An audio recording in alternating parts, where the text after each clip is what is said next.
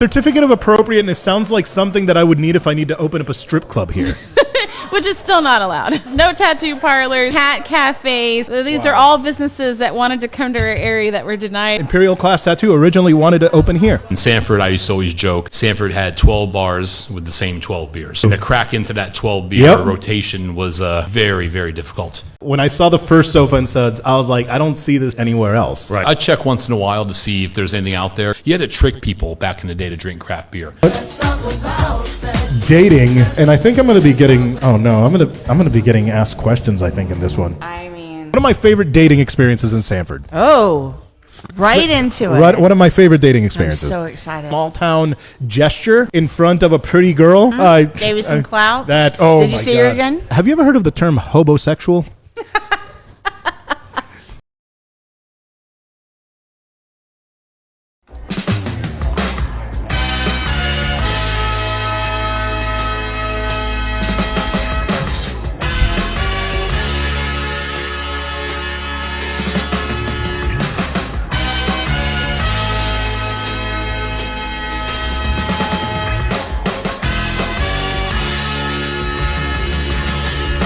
The Sanford Sitdown.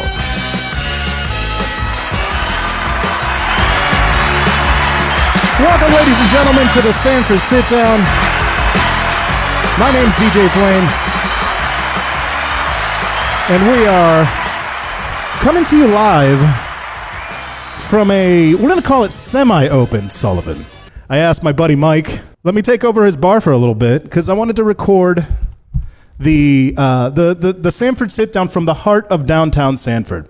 We have a lot going on. We still have the Celery Gallery, even though it's a little semi-opened. It's one of those if you know type of situations. So welcome.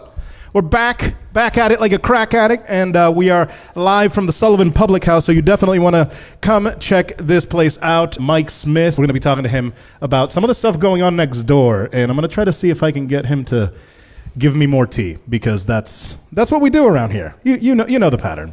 So big thank you to everybody joining us on YouTube, Twitch, or if you are part of the Celery Gallery right here at the Sullivan. We have the Celery Gallery Microphone for anybody that is part of the crowd that wants to talk and wants to get their voice heard on the Sanford Sit-Down. We try to make it a town hall type vibe. Speaking of which, don't know if you know this, but it is Mental Health Awareness Month. Mental Health Awareness Month is something that I am pretty passionate about. One of the things that I want to do, so I'm gonna put this out there because there are new people listening to the show, and if you know somebody that wants to be a part of this, if you know a good nonprofit that deals with mental health awareness, that isn't spending 70% of their money on executive stuff, that it's literally going to mental health awareness. If you know an organization like that, specifically suicide prevention, definitely let me know, because I want to do an event called an I Can't Believe It Ain't Rave.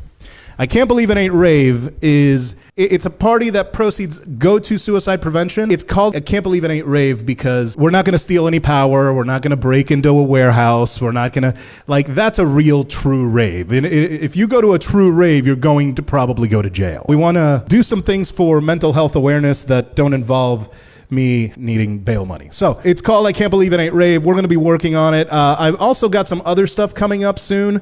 I have some parties going on. I believe Fair Villa. Got some parties going on with, obviously, West End, where I'm at every single Saturday. And actually, I'm doing a Taylor Swift this weekend. I'm doing a Taylor Swift music bingo where I'm literally beat mixing 2 hours of Taylor Swift music. It's kind of wild. I didn't know she had 120 songs, I'll be honest with you. The first story that I want to talk about, though, is a crazy story that I heard from WESH, from Wesh News here. Let's give it a listen. And a Seminole County woman is sharing her scary encounter with a bear. This was at the Sylvan Lake Reserve neighborhood off Orange Boulevard in Sanford. And as Wesh 2's Bob Hazen explains, the woman says she and her dog were saved by a bag of cookies. People in this neighborhood are very well accustomed to seeing bears, but the woman here says she didn't see this one coming until it had her dog in its mouth. Ringo is a feisty Chihuahua mix with one tooth who likes to bark. It's surprising. But even he didn't make a sound when a bear came up on him and his owner last week. All of a sudden I looked down and I saw this big black head. That head belonged to a bear. It's well known in the Sylvan Lake Reserve neighborhood of Sanford. Stop it. Savage has pictures of it with her cubs. It hangs out in her backyard. One time, check this out, she even stood up on her front porch and peeks in the door. Kristen knows to watch out for it, but when she was walking Ringo around 8 p.m., she didn't hear anything. Snuck up behind me and went around my leg and started biting at my dog. She says she pulled on Ringo's leash and held him up in the air, spinning around to keep him from the bear until she fell down. That's when I started to panic because I was like, oh my gosh, I'm on the ground. I'm in a vulnerable position. But my brain was like, get up and get big. Kristen started waving her hands and screaming, but the bear kept coming back. At that point, I was like, okay, we're dead. And then I remembered the cookies. A bag of cookies that her mom had given her just a few minutes earlier. I kind of feel bad, but I smacked the bear across the face with a bag of cookies, and I threw them at her face. That shifted the bear's attention, and Kristen got away with Ringo, who somehow was not hurt. Kristen believes the bear was just trying to protect her cubs, and she doesn't hold any ill will toward her. I think it's just an important lesson to always have something on you that can scare them away, like a horn or like an air horn or a spray, and just pay attention to your surroundings. Covering Seminole County in Sanford, Bob Hazen, West 2 News. That, air horn or look, I'm going to say something, may not be popular, but that was the bear's house before it was your house. Okay, I have, my family lived in a place with wildlife. There's a lot of places in this area where wildlife just hangs out, and that's cool. That's fine. My mom would try to feed the deer. We also had bears raid their fridge, so there was also that. I'd be sad if the dog got eaten, but I mean, it's their house. What are you gonna do? I didn't think that cookies were a thing like that bears ate. Cookies? Really? Over the dog? I thought the dog would be more tasty, personally. Anyway, so yeah, some of the crazy stuff that happens here in Sanford, this time involving animals. Where's Mike? Is Mike here yet? He's walking the dog. So Mike, the owner of the Sullivan, is going to be joining me. And he just, oh, there he is. Hey, how you doing, buddy? You want to come do a show with me? That's fine. Take your time. Take your time. We got Mike coming in. Mike, he is, while you do that, I'll just tell people who you are. Not that I need to. If they're from Sanford, they know you. If you've been anywhere near Sanford nightlife, hospitality, you have to know Mike. The Current, the Sullivan, a project that will be named later by probably him, I'm assuming, and just everywhere. Sofa Suds, one of my favorite events in town, is a Mike Smith special.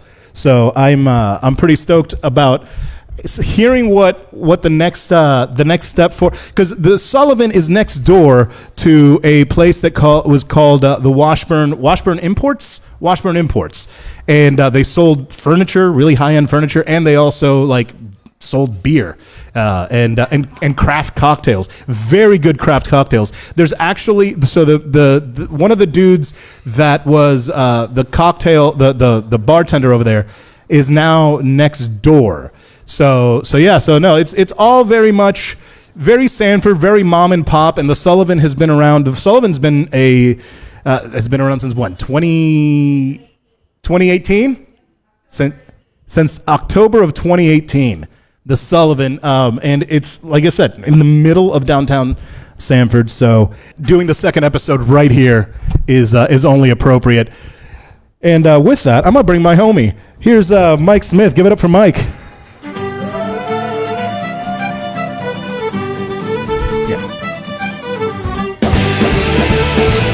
What's up, buddy? Good. Come on in. Come on into your bar. Sit down. How are things? Yeah? Get right up on the mic. Get right up on the mic. Business, Yeah. You've been around for a minute. Like we talked earlier, and nice way to say old. I didn't say old. You said old, man. You said old. I did not say. The audience is going old. Oh, yeah. Old. So, but you've been around here. How long have you been in Sanford? I moved here August of 2012 with the sole purpose of a project which was opening the Imperial. Okay. So you were next door. You were doing the bar next door, right? True. Yep. That's awesome. Okay. So that was your first venture here?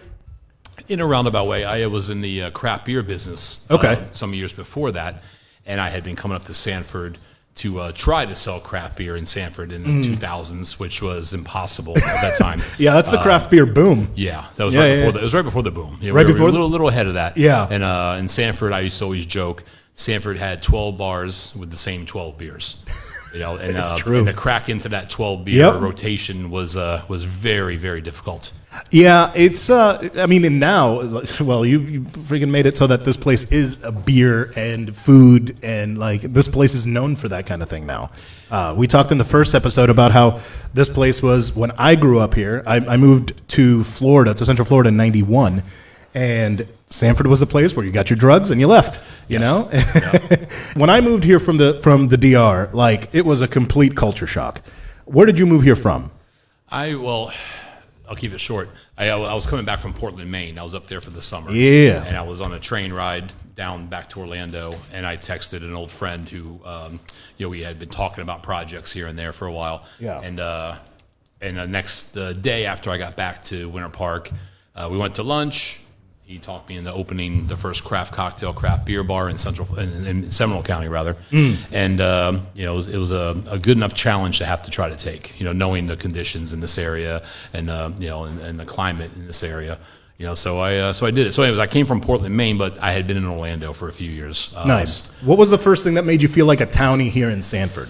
That's a good one. Like the thing that, because I mean I can't think of an event that is more Sanford than Sofa and Suds. Yeah. When I saw the first Sofa and Suds, I was like, I don't see this shit anywhere else. Right. Is that still the case? Are there? Because I know that there are other porch fests around the world. I check once in a while to see if there's anything out there. Because I get all the time. I get people going, "No, you should do this. You should do that." And I'm like, "Hey, man, you're acting like there's better couch racing somewhere else."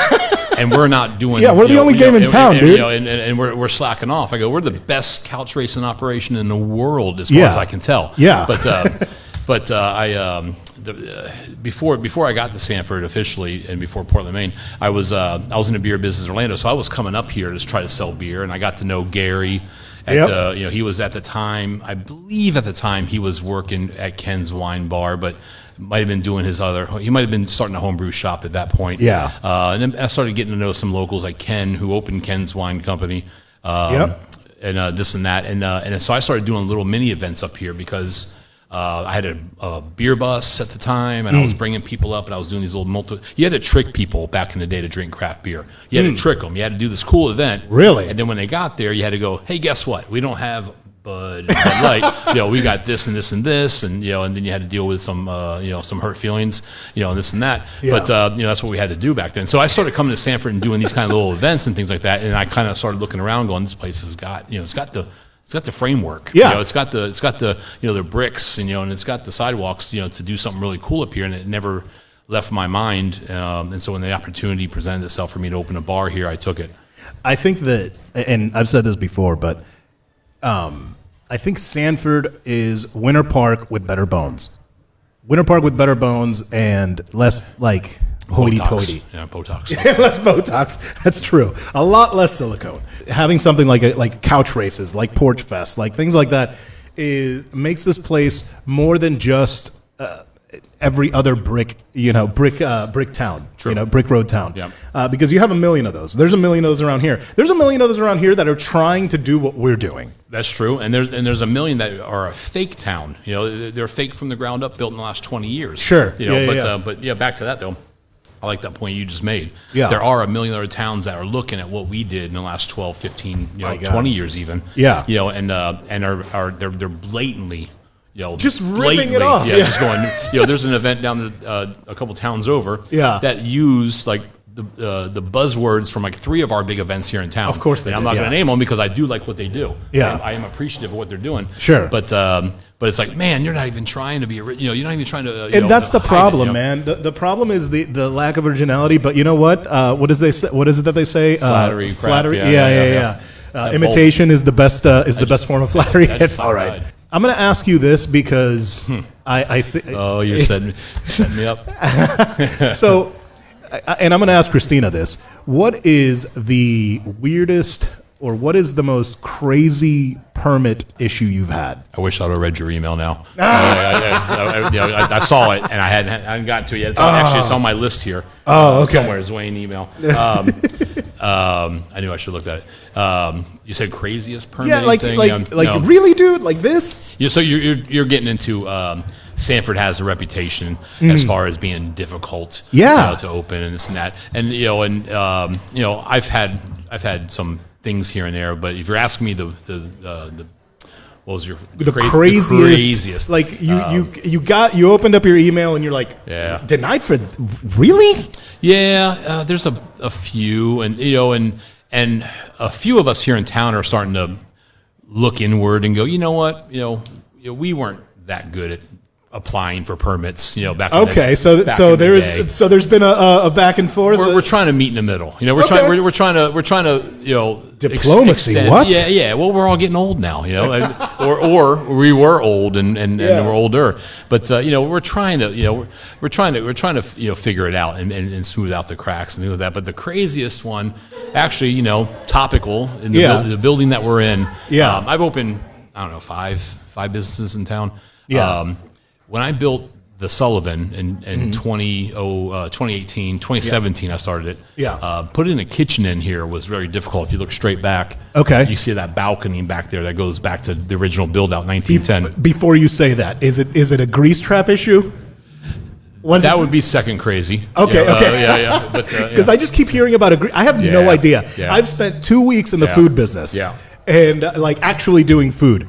And I've never heard of a grease trap until I moved to Sanford, and people are like, this place has been on hold for 7 years or whatever, or not that long. And that goes back to just the existing sewer systems, and it goes back 100 years of shortcomings and unfortunately, and I'll say it, unfortunately, some of the local businesses come in, and all the local businesses coming in have to help lessen the strain or not put more strain onto the sewer system. So whether you need a grease trap or not, I can get into the details of that and I can nitpick, but you can't open now without a grease trap of some sort because the sewers are pretty fragile here.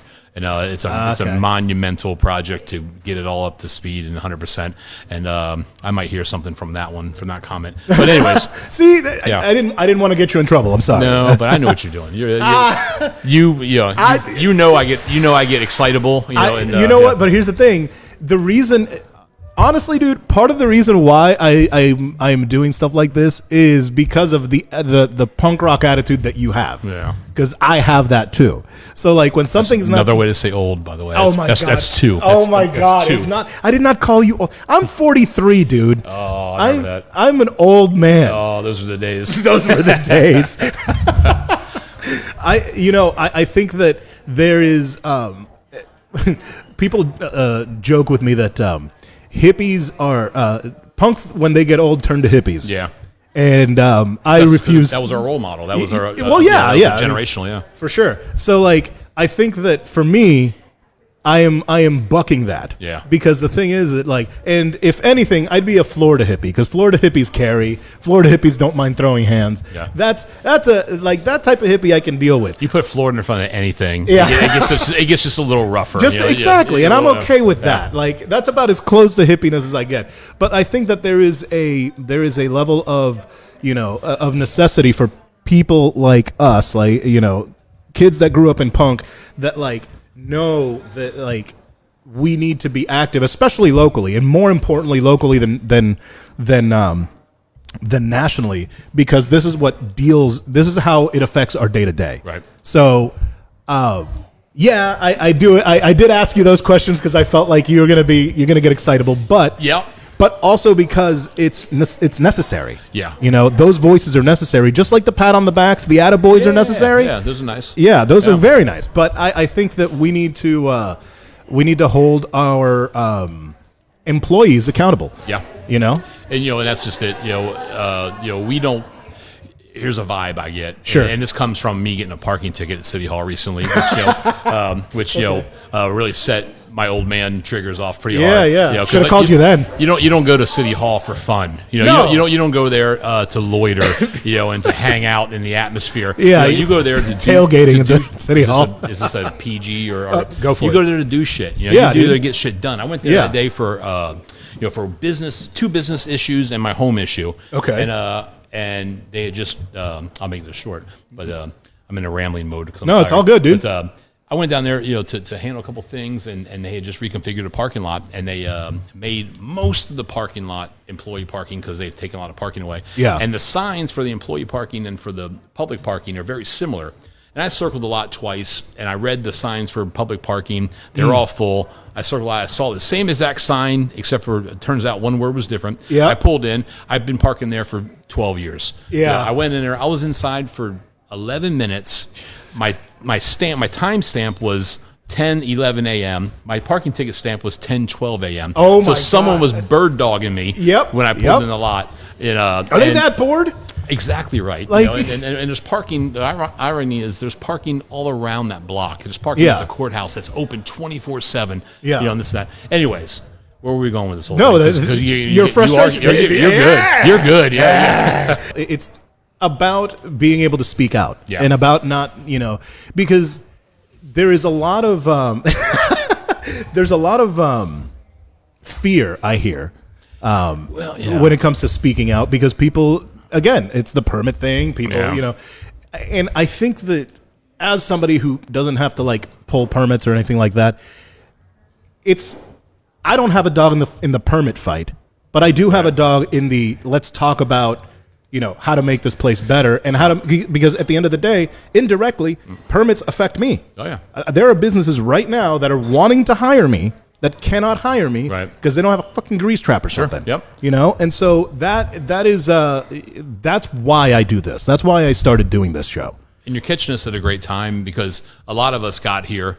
I was already older when I got here, but right away, Paul Williams and I, boom, Yeah. Shout out Paul. Shout out Paul. Best friends. Closing down the West End back when he was single. Yeah. And we, it was, and that's when we just popped off, and we didn't care about those kind of things. We didn't care about permitting. We were more, like you said, we were more punk rock. Yeah. And we just did stuff until they told us we had to do a permit. Yep. And then now, and rightly so, the city is getting a handle on things, and hit or miss, right or they're trying, but they're not meeting and keeping up with what's happening. Well, I think that's the frustration. That's a the problem, frustration, but that's not a problem that's unique to Sanford. That's a Yeah. problem nationally. Yeah. People are not the governments, local governments are not spending money on the infrastructure that's necessary, but they just want it to grow. And they want it to grow and be like, all right, well, we're growing and that's it. And and that's bullshit. I'm sorry. I am not the type to mince words. So and maybe that's why I don't get a lot of the contracts that I could get. Right. But you're asking about the difficulty of permitting. Yeah. And it's just, I feel like the city's not keeping up with the progress, and you see a bunch of projects, and this is, we've been beating this one up for about a year now. A lot of projects in town that are taking 1, 2, and 3 years to get open. Yeah. And is it permitting? Yeah. They have some answers, questions to answer, but is it people who are new to the industry also trying to open up something? Yeah. Also, it's a little bit of that. Sure. That's fair. So, in fairness, with the city, I've been beating them up since I got here. Yeah. In fairness to the city, they're trying, but I just want to see more collaboration, more, when you have 5, just 2 months ago, there were 5 businesses just on this block that you can eyeball right here from the seat. That had paper in the windows. Wow. If you were running any department in the city that had to do with growth and permitting, wouldn't you go down there and knock on their door and go, what do you need today? What's missing between you and us? And let's get you open. I'd like to see something like that happen. What's the name? Oh, that 1888 admitted place right across the street. Oh, right here? What's the story? What's the story with that place? It's in my opinion, based on what I've seen for almost 13 years on this block. Sure. It's a glorified storage unit I don't see anything with advertisements for another business, or for whatever their organization is, which is supposed to be Gamblers Anonymous type of thing, which fantastic. But is that the best use of that space? No. And then you're gonna scrutinize something I'm doing in my front window when I actually draw hundreds of people to town. Exactly. You're gonna measure my sign and tell me I'm an inch off and this and that when you got 1, 2, 3, 4, 5, 6, 7, 8, 9, 10 banners right now we're looking at promoting a business that's not in downtown Sanford. That is insane. So that that's a little awkward right now. Yeah. Now that you pointed it out. I'm so used to looking at it, I don't see it anymore. But you know what? Our lesson in contrast starts now. What's your favorite thing about Sanford? We're still not. We didn't finish up with my with your my most awkward story. Okay, most awkward. Then let's go. Yeah. It's this place right here. I tried to put a kitchen in here. Yes. Back in 2017. Yeah. And again, if you look at that balcony back there. Yep. That's original to 1910. The build out in this building. This was an old department store. If you look down in all these storefronts down here to the east. Yep. They all have balconies in the. Are we running out of time? No. They all have balconies in the back. That's because these were all department stores in 1910.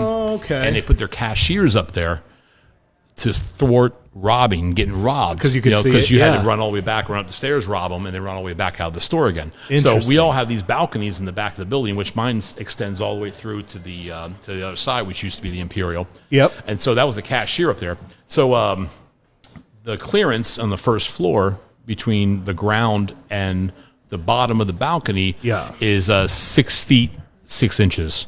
Okay. No, I'm sorry, 6 feet 3 inches and an eighth.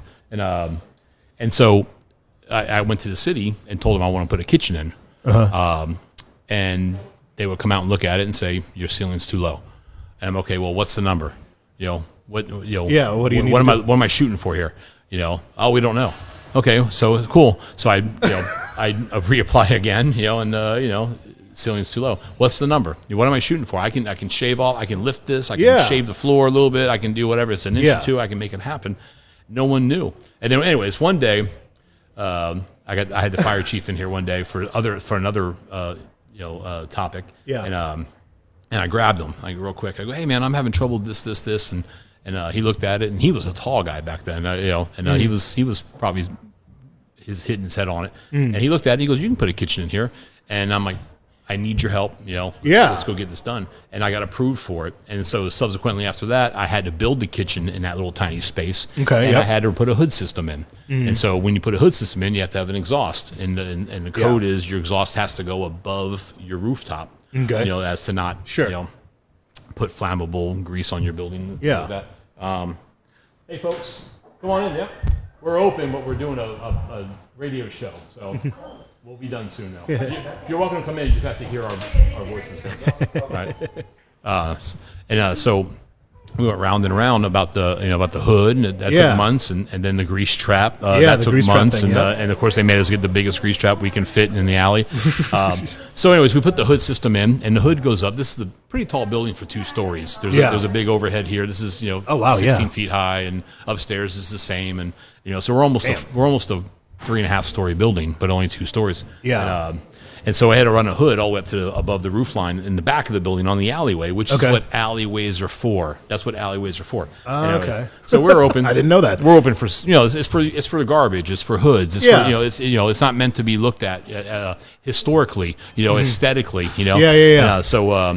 So we got the hood in, and we're open for 6 months or so, and then then we get an email from the Historical Society and this and that, and an HPB, and which is Historic Preservation Board. And they're concerned about our hood system, and they're looking into it about, we don't like it. I'm like, well, that ship sailed, and we got the approvals. And I used to be on the Historic Trust and things like that. I'm all into it. I have the 10th oldest house in town. That's awesome. I think asterisk, don't call me out, guys. And so we had to go back in front of the board to defend our hood system, which cost $19,000 to put in. Because they were pushing. Because they approved it already. it had been approved through the proper channel. It wasn't approved by HPB probably, but we got approved by the fire department, the city, the state, and everything we had to do to get open, so we had done our hard work and spent our money. Yeah. And so they wanted it down, and so we had to fight that, and it was just, that was to me kind of jolting a little bit. That's strange. And the thing is that it's that the crazy part is that like $19,000 is a lot of dough. That's still a lot of dough. Yeah. In today's, Yeah. So like, especially when you're getting open and you've already spent, another, whatever it is. It's So like that's why I think it's important that we should talk about this, because at some point, somebody else is going to benefit from us being able to do that, and probably catching a little shit because like we're speaking our mind, but hopefully doing it in a fair way. I always try to be fair, but we try. We try. So, what is what's your favorite thing about Sanford? What keeps you here, man? What'd you say? Yeah. My fantastic staff here at the Sullivan. Yes. I can never leave them, ever. And but no, I bought a house 12 years ago at the right time to buy a house, and so a mortgage is keeping you here. No, well, I bought it at the worst time to buy a house. That's true. As far as the conditions. For sure. But now the market's doing me well. But I've always wanted to live in a small town. I moved around a lot. You asked me the other day about where I grew up and where I was born and crap. And I was a military kid. Okay. Yep. I traveled. I went to 9 schools. You made me count the other day. I went to 9 schools by the time I got to high school in Orlando, Florida. So I jumped around. I was always traveling. I was born on the road. My parents, which you were saying that. Whenever I meet them again, I'm going to ask. First question I got for them is like, why the F did you drive across country 9 months pregnant? And they did it. Which I kind of the way I am now. I'm like, they're punk rock too. Maybe I don't know. But so I've always lived in all these little towns, and I get to see them for 6 months, a year and a half, 2 years, however long we were there, and then I had to pick up and go again. Just as I started getting attached to it, and just I started getting familiar. That's rough. And so I grew up jealous of people who lived in a small town all their lives and knew everybody, and front porches and picket fences, which I have now. So maybe I was overcompensating. When I got here, I'm like, I got a chance to do all that, and I'm doing it. I think it's awesome. I am doing it. But now it's I'm crossing over that line from younger to the next level, and I don't want to be. You're like 5 minutes older than me, dude. I don't know what you're talking about. No. Anyways, it's fast. I am enjoying it. Good. On the flip side, small town living is also got its negatives. Everyone, for sure, everyone's all up in your shit. Everybody knows. Everyone knows. God. Everyone knows that. When we're gonna be. We're definitely gonna be talking about dating in the small town that is Sanford with Joe Badger right now. So that's gonna be good. What's next for the Sullivan? What do we got going on? I saw Curtis Earth is back. Yeah, we brought him up here. I've known Curtis for going on 25 years now. I've known Curtis, and he's such a pro. He's to me, he's for lack of better, not even for lack of better. That was an accidental slight.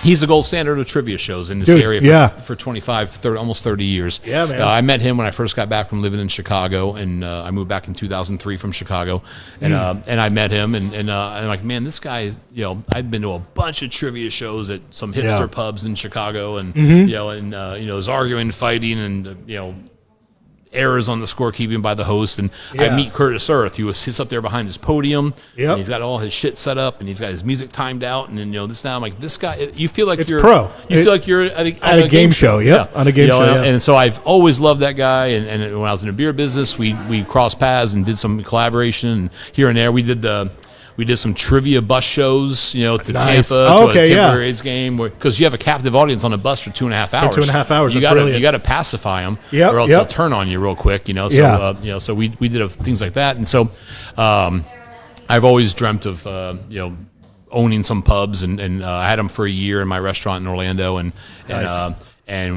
we kind of outgrew, we both outgrew that space, and so I brought him up here. So he started residency here, and he's here for about 10 and a half months or so. He's up here now on Monday nights at 7 p.m. in the Sullivan in Sanford. Hell yeah, man. And where can people find stuff for the Sullivan? The Sullivan Public House on IG, Facebook, and anywhere else? Admittedly, I'm probably a little bit behind on that kind of stuff. But Instagram, Facebook, we're both on there. But, we're an Irish pub. Just come on down. Don't. The fish and chips are phenomenal. Don't look for this. Don't wait for $1 off of something. We're an Irish pub. We always have specials going on. We always have something cool going on. We have a beautiful room here. It's so good. Main reason why I had the chance to buy this thing, I had to take it. It was like I built this thing. It's beautiful. It's a gorgeous pub. Just come on down. Don't wait for 25 cents off something or other. Just come on down to the Sullivan. It's an Irish pub. You'll fit right in no matter what time it is. Hell yeah. Dude, thank you so much for being a part of the show, man. Thanks for having me. You are a Sanford OG, and I'm glad to have you on. I can't wait to have you on again. And man. Thanks for all you do. Thanks, brother. Yeah. Dude, I'll see you next time. All right, next, I'm pretty sure it's about time to talk dating. So, I'm out of here on that one. Yeah. You don't want to talk about dating, Mike? You don't want? I got nothing right now. No? All right. Well, and I'm gonna bring none other than Miss Fairvilla. Miss Fairvilla is going to be talking to us about dating here, and I think I'm going to be getting.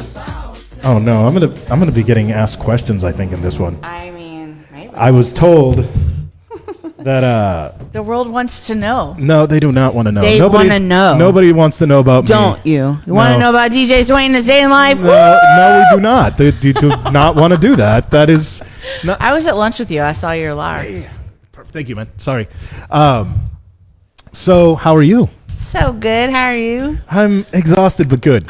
I'm exhausted, but I'm good. I think we feel that. That's about where we're at. It's been a long day. I had lunch with the professional women's luncheon. The Seminole County Chamber of Commerce. Give it up. Shout out Seminole County Chambers. Right. Yes. They hosted a dude and a bunch of other dudes. Other dudes. Quality dudes. Yeah, quality. Not a lot of dudes. I was very honored to be a part of it. Nice. It was really cool to see you guys and see Tara and the Fairvilla crew. Shout out Fairvilla crew.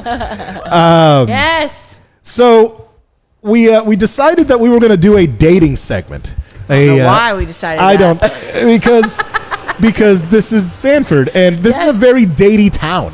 It's a datey town. It is a datey town. Yeah. I have had great dates. I have had bad dates. I don't have to ask you questions. No, I'm trying to think. I've had the coolest, but I'm trying to see if I've had the worst. If that, no, I'm not giving you a count. I have had great small town experiences here. Yes. Because it attracts such craft beer, good food, mom and pop, everything. You can walk everywhere. I think that you are going to ask me some questions that are going to incriminate me. Incriminate? I think I'm just going to... You said you wanted to ask me questions, and I'm afraid. I have questions. Okay, do you want to lead into them, or you just want to bounce you over the head with like unraveling? Okay, first of all, I'm gonna segue to what Mike was saying because let's bridge a gap here. Sure. Because I appreciate so much what you've done as it goes into the dating life, right? Sure. I had an amazing love story that existed right here in Sanford because of so many of the wonderful things that take place down here. Oh wow. They became main characters in the story, right? Yep. The events became characters. The places became characters. For sure. The people became characters. So I want to say thank you for all the work because the people like you make it a very dateable town. Dude, right? For real. Yeah. Shout out. And as the Hollerbachs walk in, that's exactly right. Yes, exactly. Very datey town because of the people that are here. So thanks for the experiences you create. One of my favorite dating experiences in Sanford. Oh, right into it. One of my favorite dating experiences. I'm so excited. Do we get a drum roll or something? I took this girl out. And where did you meet her? I think that's important. I met her at a place that is a lifestyle style place. Yay! Yay! Okay, that's exciting.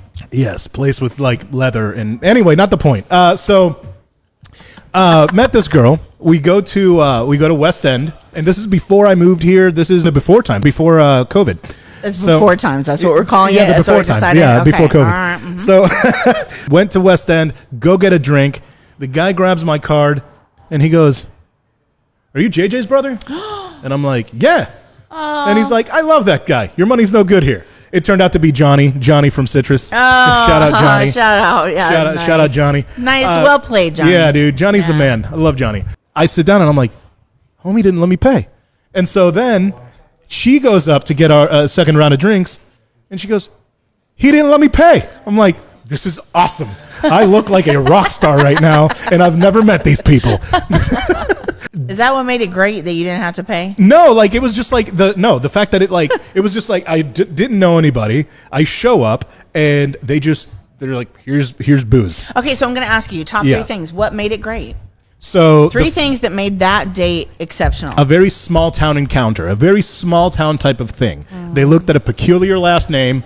They said, "Hey, that little small town gesture in front of a pretty girl." Gave you some clout. Did you see her again? Oh yeah, no, we still talk. Oh, nice. She's a great girl. Excellent. No, and so Sanford worked. The magic worked. It did work. Sometimes it works too well. Sometimes it does work too well. That's so true. Yeah, What does that mean? Okay. I know what it means. You know what it means? I married the last exceptional date I had. So what do you think it means? All right. So I am the type of person that will go out with someone and be like, it's nothing serious. We're just hanging out, having a good time. And at this point, in this particular story, that's what it was supposed to be. This particular person apparently didn't have their stuff as together as they probably should have. I mean. And ultimately, I ended up with, have you ever heard of the term hobosexual? I mean, the terms mean different things. What does it mean to you? It's somebody that dates you so that they have a place to stay. Yeah. Oh. Yeah. Oh, we know this story. Yeah. So that happened. I didn't realize that's what that hope really. Yeah, okay. so yeah, that's what that is. Bless their heart. But like at the end of the day, it is it just Sanford worked too well. Yeah. And so now what I do is my new rule is if it is somebody from Sanford, then we will go outside of Sanford so that we don't get stopped every 5 minutes. So I'll usually go to next door to DeLand or something because DeLand has a great... That's a great segue into some of the questions you sent me earlier. Yeah, which I totally remember. I 100% remember those notes that I absolutely sent you. I 100%. Why wouldn't I remember that shit? That's all right. I don't remember. So, you could. Then, yeah. Okay. So, what are the... Okay, yeah. Oh, this is a good one. I forgot. Right? Man, I'm really good at this. Yeah. What are some red flags that somehow still get a pass? Actually, I can think of a couple of myself, but you go ahead. Okay, no, I want to hear yours. No, I've already divulged so much. Well, this is an important segment to you, and you're so fascinated. I am doing. So I have an answer. Okay, tell me. But I don't think it's the answer that you're looking for, which is why I'm excited to hear what your red flags are. I could throw out a red flag, right? I could say that. However, what I've discovered is that my red flags are your turn-ons. And somebody else's red flags could be exactly the thing that they're looking for. Yeah, but the thing is... So it's very relative to what it is that you want. I suppose, but like bad hygiene, we're just off the table. Come on now. Obviously, right? That's not the... Right? No, that's a red flag that you just... It just is what it is. Okay? I think that perhaps maybe now you should check addresses. Do they have a home? That might be a thing. Wow. That was... You know what? Are they hobosexual? Seriously. Oh my God. Be a red flag. Huge, but I will massive. say... Auga, danger, Will Robinson. But I will say that something I have discovered is when someone tells you who they are... Believe them. The first time. Yep. And when you asked about, what the red flags are that people get away with, I think that that's what happens is that we try to, thank you. No, right over there is perfect, I think that we try to make things fit into what we wish that they were. Huh? Giggity. Right? Rather than what they are. That's what lube is for. Okay. So that's my point, is that I think that therein lies the red flag, is trying to make something that they're not. Yeah. The flicker of the thing is a lot. Yeah, I know. It was in there we go. That's better. So, yeah. So I thought that was 3 of you. I didn't even no. Yes, I just really like myself. I know this about you. Oh, wow. All right, what was the next question? Okay. What are your red flags? My red flag. Oh, yes. That's right. So, okay.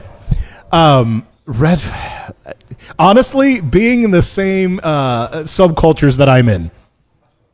How is that a red flag? Because the people in my subculture are nuts.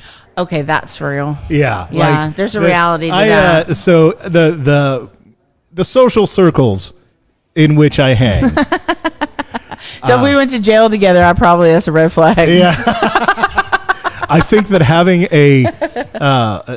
an interest in some of the things that I've been interested in the past probably are a red flag that I definitely ignore.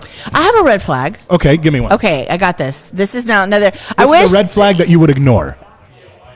This is a red flag. There are plenty of red flags. It depends on what it is that excites you in the time, because here I am throwing out a red flag and I'm like, no, that's pretty consistent. I don't think I could overlook it. And that also, there are red flags that we overlook in our 20s. Okay. That no longer become, when we're 30, they're non-negotiables. Then when we're like what? Give me one. Oh, non-negotiables. A job.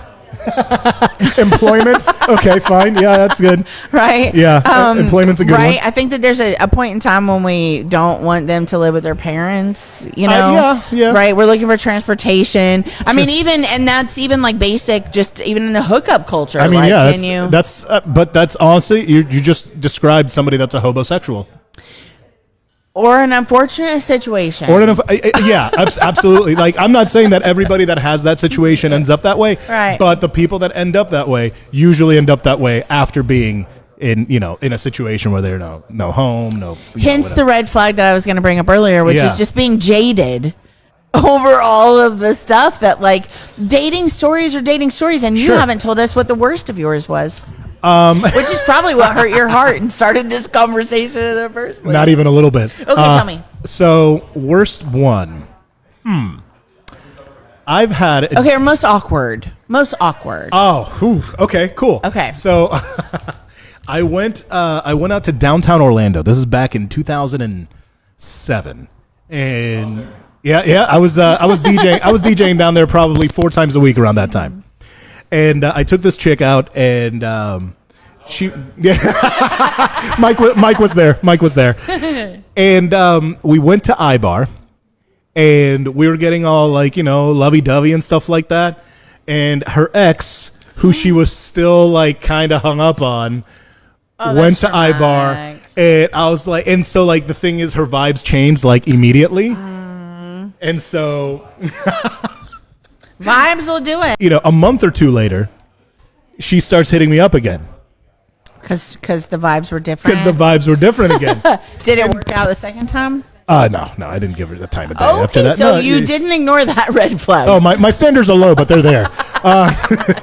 You asked me a question that I thought was really interesting, and that was, what is the dating scene like in Sanford? Right? Yeah. And you also asked me about balancing being a social person in the dating scene. And so what I've hung out with you in downtown Sanford, and it is annoying.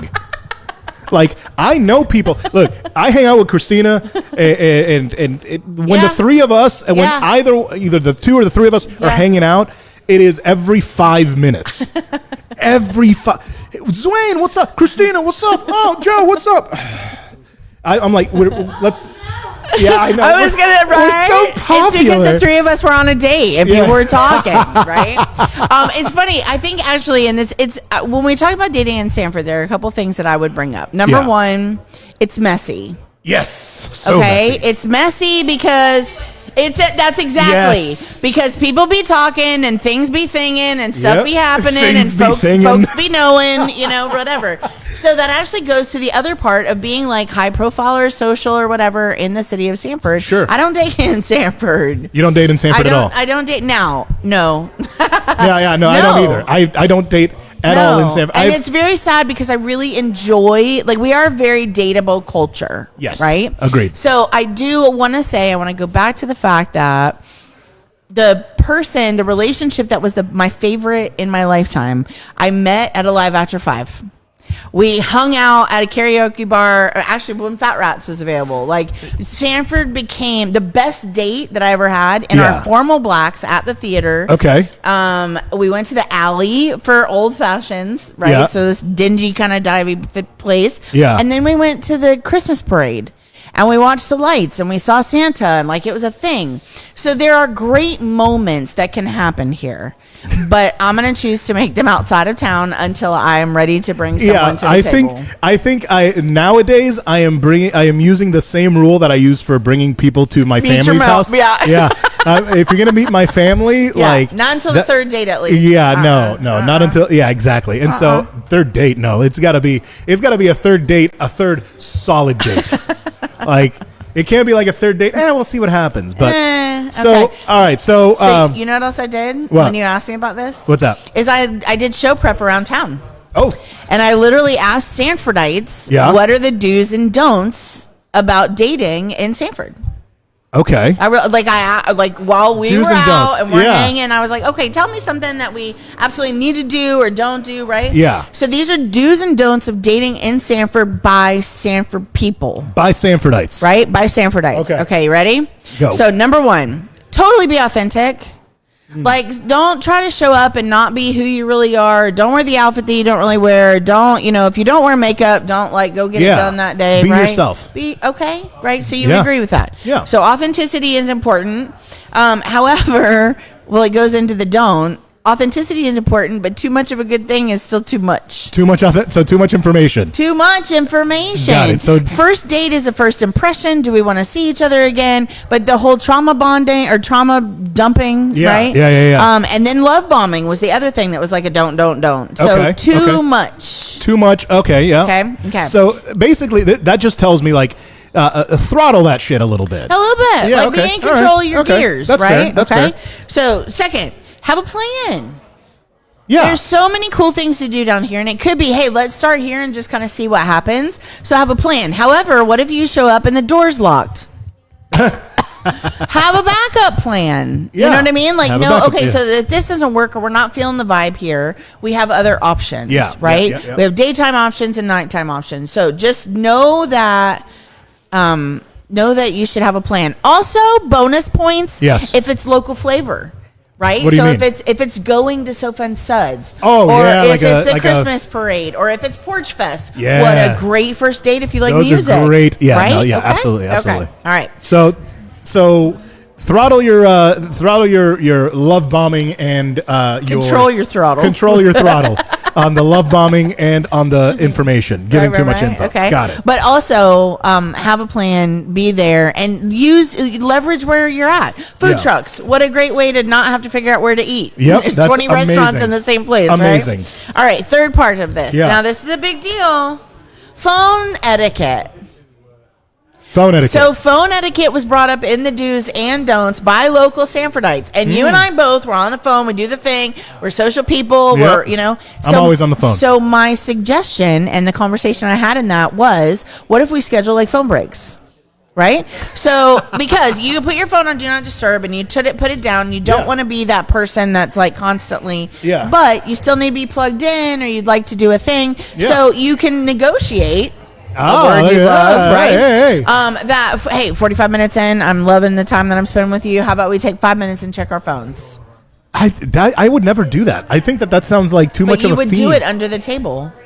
No, I typically, if I'm on a date, if I am on a proper date where I put the phone away. I put the phone on silent. Which is the right thing to do. I put the phone on silent and I put it away. And then after the second, maybe third date, I'll put the phone down there, and if it vibrates, cool. But I'm not but first date, second date, third, I want to make sure that I guess again, it depends on what kind of date it is. Yeah. Right? Now, if they hold your attention, that's a really good sign. I agree. If I'm not checking my phone every 5 seconds, that's a really good sign. That's it.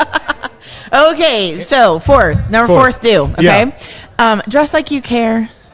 Yeah, dress like you give a shit. Basketball shorts and slides are probably not going to read, I really thought this through. No. On the first date. Correct. Yeah, okay, yeah. Right? So same thing. Ladies, we don't go to Walmart wearing what we expect to meet our next significant other in. That's true. All right, number 5. Yeah. Set boundaries. Consent is important. Consent is and you mandatory. don't need to set boundaries. Right? Consent is mandatory. But I think I actually just watched this TikToker the other day, and she said she liked this guy so much, but he went in for the kiss without asking for it. Now, we can all have our thoughts and opinions about it, but in today's age of dating, which is what we're here to talk about, it might be wise to throw in something cheeky like, can I, may I, wanna? Yeah. Right? That's good. Yeah, make it funny. Make it like, Yeah. Don't make it. Don't you don't make need it like a contract. Yeah. But just, acknowledge that the person might have a feels or whatever. Okay. I love that. So don'ts, and we're running down these real quick. Ready, set? Yeah, go. Don't talk about your ex the whole time. Again, too much is too much. Don't bring in the, let me introduce people by who they meant to me in my world, right? Yeah. Okay, second, don't drink like it's an open bar, run up a huge tab. So there's two different sides to that, and one of them is don't be inconsiderate. Like, just whether you're willing to pay or not, it's unnecessary to order the most expensive thing on the menu. Sure. Being considerate. In Sanford, we have a lot of price point options, right? Yep. But also, second part of that is maybe we set a boundary. First date, you really want to get to know someone. Sloppy's not going to go the way you want it to go. Correct. Now, if you want to get sloppy, that's another thing. It is. It kind of is. Yeah. Right? All right. Are we hitting the head on this? Does Sanford do good? Yeah. Oh, yeah. So, number 3, don't play the one-up game. Oh, I did this. Oh, I did that too. We feel like it's relatability, right? We feel like it's being relatable, but instead it just sounds like, oh, I did that. Oh, I did that better. Yeah. It doesn't come across well, right? Okay, Nice. we talked about trauma bonding. And then the final thing. Which actually I think sets apart the good daters from the slosh. Okay. Is the follow-up. Okay. Either you follow up and say, okay. So that's the way. That's the gross way, right? Yeah, exactly. That's the. Do you know that there are 8 other people saying the same thing at the same time? However, if you went out with someone and you had a nice time with them, say I had a nice time. Yeah. The 3-date rule does no longer exist, right? The 3-day rule? There used to be a 3-day rule. You're like, wait 3 days, okay? I thought it was 48 hours. I'm still into the 3-day rule, actually. I think it's kind of cool, but it's not everyone feels the same way. So follow up. But the other piece of it is, what if we didn't like them? What do you mean? Then don't call them. No, see? And that's what sets the mouse apart from the men. Oh, you know what? You know what? I have a thing. So I was actually, I met this person and we didn't really, I wasn't really into it. They were really into it. And I just thought that neither one of us were into it. So cool. And then they reached out to me and they were like, yo, so I got the hey bruh email. Oh, hey, right. Yeah, the hey bruh. What's really going on? Yeah, and I'm like, I just thought that we didn't So that's what I'm going to leave us with today. Okay. Is be gracious, don't ghost, and be grown. Yeah. So we have the opportunity when we're sitting with someone across the table. I had a lovely time, Zouain. This was so nice to spend time with you. Sure. But I'm not really feeling a love connection. Maybe next time we go golfing and I'll invite some friends. Okay. We can be gracious. We can be grown. We can give information. We can be kind to one another. And we can experience people without wanting to marry them. That I agree with. 100%. Yay! 100%. This was Joe, fun. thank you so much. All right. Fair Villa. It's great second date option. Yeah? Yes, Fair Villa. That is, wow. You are the Steven Spielberg level market placement right there. So they can go to fairvilla.com, shop naked. You could shop naked together apart, or you could absolutely go to any Fair Villa to prepare for your first date. Next time we come on, actually, maybe I'll have Haley do some of the must-haves for a first date. Actually. Oh, there we go. Right? Nice. And I do believe that we're going to be partying together before the next one. I don't doubt that. Yeah. So party. No, really? Is it before? Oh no, I guess it's no. It's but DJ Zouain will be playing at our summer party on July 31st. Yay! That's gonna be awesome. I'm excited. I'm excited. Thank you so much, dude. Thank you so much for being a part of the show. Thank you so much for pushing me to keep doing it, even when I don't feel like it. Right? Yeah. All right. Give it up for Joe. Joe, thank you for being here. And of course, last but most certainly not least, to close out the segments, it is one of my favorite people from Sanford. We're going to talk about permitting and all kinds of other stuff, because that's what everybody wants. Give it up for Christina Hollerbach. How are you? I'm awake. You are awake and alive, and that's good. I like that. Step 2. So, there's so much I want to talk about, because we talked about some of this off air, and talked about some of it on air. When Mike was here, he was being very diplomatic. I'm going to ask you what I asked him. What is the most ridiculous thing that you've had to deal with when it comes to permitting? When it comes to permitting, yes. Well, I'll start a little bit with diplomacy, that I do believe that we should have permits and rules and Schedule S and historic preservation. Those are vital to the way we love our town and our sense of place and our sense of community. So I'm not saying get away with all rules. Sure. They are important and they're there for a reason. You're not an anarchist like me. Yeah. So I'll start with that. But there's definitely ways that we can make the process more approachable, understandable, because even just things about like the way stuff is named, like, okay, so I need to change the logo on my window. What permit should I get? Did you think of certificate of appropriateness? Like, of course you did. Yeah, the certificate of appropriateness, the COA. So it's just like, can we just name things that make sense to people? Can we make these more approachable? But I would say it depends on how ridiculous you want to be. Yeah. I would say some of my most ridiculous things revolve around the grease traps. And it is the grease traps. It's not just me. Okay, so the grease traps are a thing. So for those who are not in the industry, grease traps are required as a trap system to collect grease so that it doesn't go back into sewage and plumbing and clog up pipes.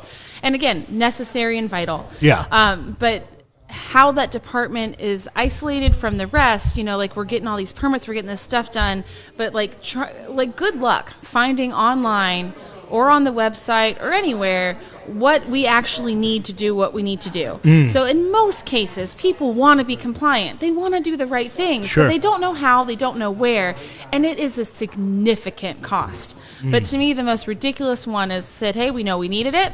We consulted them. We got one recommended by them that was going to supposedly fit all of our needs. Yeah. We got all the paperwork. We did all the stuff. They have to inspect during the installation and after. Then I get charged to test the water afterwards, and then I got fined for it not working. And so the thing that they recommended. That was, to me, some of the most ridiculous. But on top of that, their suggestions for fixing it were not pouring soda down the drains and pouring the soda in double bag trash cans. We also have sauerkraut and red cabbage. So the suggestion was to drain the juice and double bag it and throw it in the garbage. So it's just like there's I'm begging to try and be compliant and fix this issue, but it's so unrealistic the effort we put in to making sure the city's infrastructure is safe. Why meanwhile I have had outdated infrastructure for 4 years that backs up into my building. So I'm putting in everything I need to do. What are they doing in return to help keep the system functional? Yeah, and this actually, it's something that I said earlier in the show, that it seems like it's countrywide. It's U.S.-wide, where people are, the governments, municipalities aren't spending the money on the infrastructure necessary, but they just want to grow. Well, and also it's the speed of government. Even if they know something's coming, it's like, okay, well, cool. 4 years from now, we will have now passed all the things we need to do and allocated this thing to do this stuff. So it's just the speed at which government functions never aligns with the growth of communities, especially now with social media and everything else. Things happen so much faster. Think about how many people have been moving to the state of Florida over the last 2 years. Yeah. We can't account for that growth. So even, private sector businesses struggle to keep up with it, let alone government. Yeah. So I understand why there is a struggle, but there has to be more emphasis on how we communicate with both businesses and residents on the way the permits work. So if you had the power to just change everything overnight, what would be one of the first things that you would do? So changing anything overnight never works either. You know, you gotta have this. But I have been advocating for a very long time. In most cases, resident or business, your first interaction with City of Sanford and City Hall is opening your utilities, right? Yep, absolutely. Hey, I bought a thing, I need water. Yeah. That's where you go. Yep. Why do we not receive packets when we open up utility accounts that tell you about your city? Hey, you're a commercial business opening a business in downtown. Are you aware of Schedule S? Did you know we have pre-con meetings with our building department? Like, I want us to be proactive of how we communicate with potential residents and business owners. Because when the first interaction someone has with city government is a stop work order sticker on their wall instead of, hey, did you know, and look at all these resources available to you. That's a big problem for me. I think that communication is key here. I think that naming things that make sense. Like, what did you call that thing about the sign? Certificate of appropriateness. Because I want to know if it's a certificate that means this is appropriate. I just think that certificate of appropriateness sounds like something that I would need if I need to open up a strip club here. Which is still not allowed. No tattoo parlors, piercing parlors. Still no tattoo parlors? No cat cafes, no pinball machines. These are all businesses that wanted to come to our area that were denied based on our current planning shop. and zoning. Yeah, my tattoo shop wanted to. Imperial Class Tattoo originally wanted to open here. But let's keep opening churches that don't pay property taxes. That'll be great. Don't even get me started on that. If you look at any of the shorts that I've created, I've given some flack to the city for some of the stuff that they've done, but I've also given them props because progress is progress. Even if it's small, even if it looks clunky, even if it's not the way that I would have done it, it's like you said, it's not overnight. So I'm trying to be patient, but I'm also, like I told Mike. But here's my conundrum, right? Well, so I love giving credit when it's due. I like rewarding when they're doing something good. I like holding them accountable when they're not. Yep. But I hate the person I have to be in order to get progress in our city. Oh, my God. Because I don't want to air dirty laundry. I don't want Sanford to look bad. But when they prove to me that the only way they take action is if we make a public stink about it, then that's what we have to do. Yep. So, yes, I'm proud of some of the things the city is just now starting to do. But that's after years of us begging and nagging and poking and prodding to get them to do what I consider bare minimums. Yep. So, like, yes, I'm happy, but, like, how much time did residents and business owners have to take out of their day to show up to meetings, to hold them accountable and go, hey, did you know that maybe you should have a map? Did you know maybe you should have the website right? Do you know that maybe you should follow your own style guides? Do you know maybe you should have this permit process? Do you know maybe you should have that business advisory board again? Do you know maybe you should have that open for business account again? Like, it's so frustrating. Yeah, agreed. And let me ask you this, though. Whose neck do we wring for this? To me, it's a collective. It's why I've been so vocal about the city manager position. Because to me, leadership is key. If they set the tone, they set the culture, and everybody is like, hey, I'm not allowed to look into this project or look into this thing until I get approval from up above. If that up above is never giving them that direction, then that's the problem. Yeah. If they are only going to address things because we make a public stink about it and the commission finally begs the city manager to do something about it, then we have to deal with the speed of government on top of that. So we have to beg for years to get it done, to call attention to it, for them to just start taking action, and then we get to watch the molasses flow. So it is leadership. If there was somebody in that role that had more energy, that was listening to the people, that was listening to the commission, that had more follow through, we would be in a different place. Okay. So your plea now is basically to have locals, because that's really the only way to do this, locals speak up, because that is the only way that the city is going to do things. And I've already seen them do things, and I'm not saying that they're doing things because I'm doing things here, but I've seen them change. When people are being watched, they perform. Yeah. That's good. I like that. And I want to close it out on that. Where can people find what do you want to plug? You have so many things that you want to that you do here. Well, I would say if you're interested more about following government, to go to the city's Facebook. They have this new newsletter, but show up to meetings. If you go to sanfordfl.gov, there's a meeting and agenda section. They're traditionally every other Monday at City Hall. Being present, seeing what happens in that room, showing people that you're paying attention, that's what makes a real big difference. Yeah. And also having relationships with your commissioners. Send them an email, ask them how they feel about certain things. They really are there for you, but if you're not telling them what's important, they don't know what to advocate for. So have relationships with your commissioners. That goes on the county level as well. No one shows up to those meetings either. So get involved and know what's going on. And I get it's also time consuming. And if you can't, still send those emails. Yeah. Hey, when something's important to you, just send it if you can't show up. Yep. And they're streaming. Now they're able to do it online. Yeah. Now you're able to actually see this online from your home. So be active, be proactive about your city, because that is going to be the only way. And then one good thing that the city's done recently, and unfortunately it came primarily from our CRA, which is sunsetting as an organization in 2026, which is more county and state government issues. Yeah. But they are funding the Sanford Summer Sizzle program with Main Street. So we're going to have so many cool things coming out for this summer. That's the River Rats thing. The opening day for River Rats will be at Mellonville next Thursday. Nice.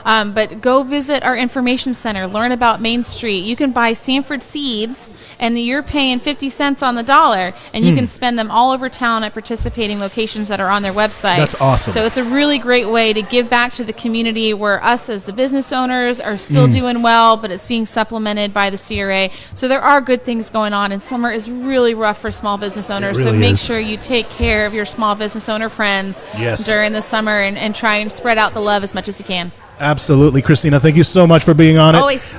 Next time? Are you going to be on it for next time? Always. Yeah. I have a regular government whisperer. Well, ladies and gentlemen, that wraps it up for episode 2 of the Sanford Sit-Down. A huge thanks to all of our guests, Mike, Joe, Christina. Yes, thank you to the Celery Gallery for hanging out with us, whether you knew it or not. Make sure you're following us on Facebook. What's that? No? What happened? No? No. Okay. Oh, she'll wait. All right. Make sure to follow us on Facebook, on YouTube, on Twitch, on the TikToks, on, all of it. So, until next time, my name's DJ Zouain. This is the Sanford Sit-Down. Peace out.